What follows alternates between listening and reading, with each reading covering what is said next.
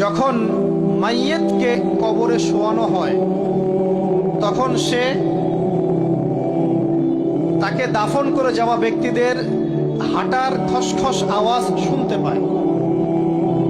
এরপরে তাকে যখন শুইয়ে দেওয়া হয়, সে যদি মুমিন ব্যক্তি হয় তাহলে তার মাথার দিকে তার সলাত এসে দাঁড়িয়ে যায়। দুনিয়াতে আপনি যে নামাজগুলো পড়েছেন, আমি যে নামাজগুলো পড়ছি, এগুলো মাথার দিকে দাঁড়িয়ে যায়। ডান দিকে চলে আসে তার সওম মানে কি? রোজা। বাম দিকে চলে আসে যাকাত। তারপরে পায়ের দিকে চলে আসবে তার আত্মীয়তার সম্পর্ক রক্ষার ইবাদত, তার এই যে অন্যান্য দান সদকা, তার নফল আমল, তার তাসবিহ তাহলিল, তার কোরআন তেলাওয়াত ইত্যাদি পায়ের দিকে চলে আসবে। এখানে একটা হাদিস এসেছে, সূরাতুল মুলক যে ব্যক্তি রাতের বেলা তেলাওয়াত করবে, কোন সূরা ভাই? তাবারাকাল্লাযী বিয়াদিহিল মুলক ওয়া হুয়া আলা কুল্লি শাইইন কাদির। এই সূরা যে ব্যক্তি রাতের বেলা করে তেলাওয়াত করবে, ইনশাআল্লাহ সূরা মুলক কবরে তার সাথে থাকবে এবং কবর আযাব থেকে সূরা মুলক তাকে বাঁচাবে ইনশাআল্লাহ। আমি বুঝাচ্ছি যে কি অবস্থাটা হবে। এবার দুজন ফেরেশতা মাথার দিক থেকে আসবেন, আসতে চাইবেন, সালাত বলবে এখান দিয়ে আসা যাবে না, এদিক দিয়ে আসা যাবে না। ডান দিক দিয়ে আসতে চাইবেন, এদিক দিয়ে আসা যাবে না। বাম দিক দিয়ে আসতে চাইবেন, যাকাত বলবে এদিক দিয়ে আসা যাবে না। পায়ের দিক দিয়ে আসতে চাইবেন, আমলগুলো বলবে এদিক দিয়ে আসা যাবে না। তারপরেও তারা আসবেন, চোখগুলো হবে নীল এবং কালো বর্ণের, নীলাপ চোখের, কালো। মুনকার নাকি? উঠে বসিয়ে দেওয়া হবে। এবার তিনটা প্রশ্ন। প্রথমে প্রশ্ন হচ্ছে কি, মান রব্বুক, তোমার রবকে? তখন মুমিন বান্দা বুক ফুলিয়ে বলবে রব্বি আল্লাহ, আমার রবকে আল্লাহ। পৃথিবীতে যে ব্যক্তি আল্লাহর সাথে শিরিক করে নাই, আল্লাহ তাওহীদের উপর থেকেছে এবং তার উপরে মৃত্যুবরণ করেছে, ইনশাআল্লাহ সে ব্যক্তি এর উত্তর নির্দ্বিধায় দিতে পারবে ইনশাআল্লাহ। আর দুনিয়াতে যে বা যারাই আল্লাহর সাথে শিরিক করবে, আল্লাহর সাথে শিরকের পাপে লিপ্ত হবে, ওই অবস্থায় মারা যাবে, তাওহীদের উপর থাকবে না, কোশ্চিন কালেও মান রব্বুক উত্তর দিতে পারবে না। তারপরে প্রশ্ন হয়ে যাবে মা দীনুক, তোমার দিন কি ছিল? মুমিন বান্দা উত্তর দিবে কি? দীনি আল ইসলাম, আমার দিন ছিল ইসলাম। এখানে শুনে রাখেন, পৃথিবীতে যারা ইসলামকে পরিপূর্ণরূপে পালন করবে তারাই এই উত্তর দিতে পারবে ইনশাআল্লাহ। যারা ইসলামকে ঠাট্টা বিদ্রুপের হাসি তামাশার পাত্র বানিয়েছে, মন চাইলে কিছু করি, মন চাইলে কিছু করি না, সহজগুলো একটু আমল করি, বাকি কিছুর আমল ধারি না, হ্যাঁ, নামাজ পড়ি, সুদ ছাড়তে পারি না, ঠিক আছে, বছর বছর ওমরা করি, এদিকে ঘুষ দুর্নীতি ছাড়তে পারি না, ইসলামকে ঠাট্টা তামাশার পাত্র বানিয়েছে, এরা কোশ্চিন কালে উত্তর দিতে পারবে না মা দীনুক। দিনে পরিপূর্ণরূপে ইসলামে প্রবেশ করতে বলেছেন আল্লাহ রাব্বুল আলামিন। যারা পরিপূর্ণরূপে ইসলামে প্রবেশ করবে এবং ইসলামের প্রতিটা মৌলিক বিধান মেনে চলবে, ইনশাআল্লাহ তারা এর উত্তর দিতে পারবে। এরপরে আসবে তৃতীয় প্রশ্ন। নবী সাল্লাল্লাহু আলাইহি ওয়াসাল্লামকে দেখানো হবে।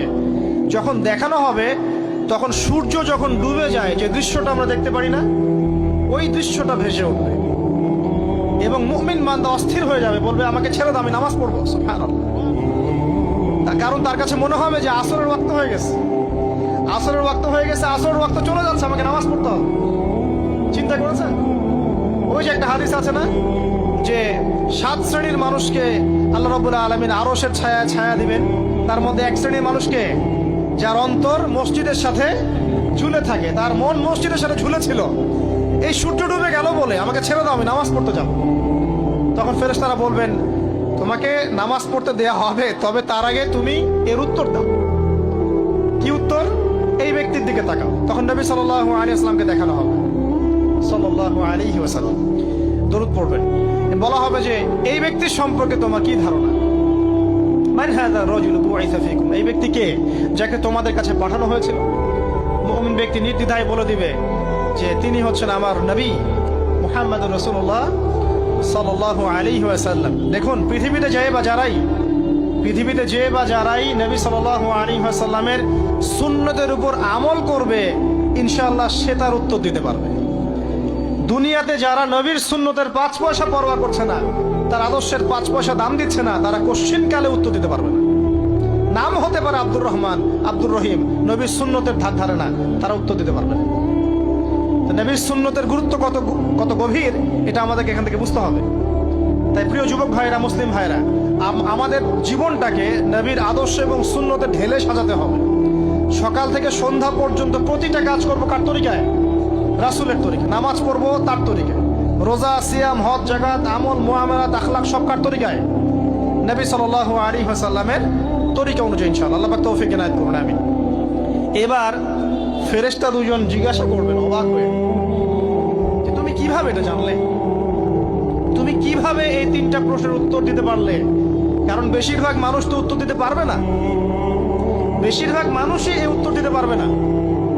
কারণ কিয়ামতের মাঠে 1999 জন মানুষ জাহান্নামে যাবে। নাউজুবিল্লাহ।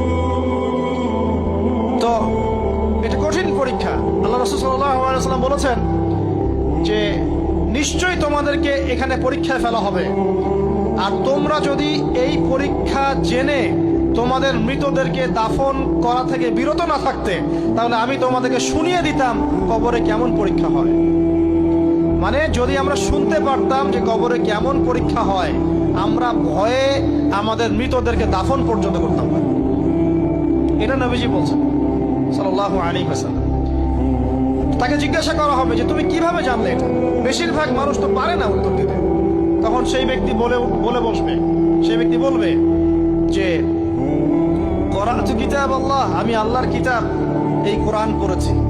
মুমিন বলবে আমি আল্লাহর কোরআন পড়েছি, ফাআমানতু বিহি, আমি এর উপর ঈমান এনেছিলাম, ওয়া সাদ্দাকতু, এবং সত্যায়ন করেছিলাম। সুবহানাল্লাহ। অতএব দুনিয়াতে যারা দ্বীনের জ্ঞান অর্জন করছে না, কোরআন পড়ছে না, হাদিস পড়ছে না, পড়াশোনার চেষ্টা করছে না, জানার চেষ্টা করছে না, কবরে পার পাওয়া ডিফিকাল্ট আছে। এটা একটা অন্যতম প্রশ্ন। আমরা কিন্তু মনে করি তিনটা প্রশ্ন হচ্ছে, আসলে প্রশ্ন হচ্ছে কয়টা? 4টা। তিনটার পরে আরো একটা এক্সট্রা। কিভাবে জানলে? তখন উত্তর দিচ্ছে আমি আল্লাহর কিতাব পড়েছি, ঈমান এনেছি,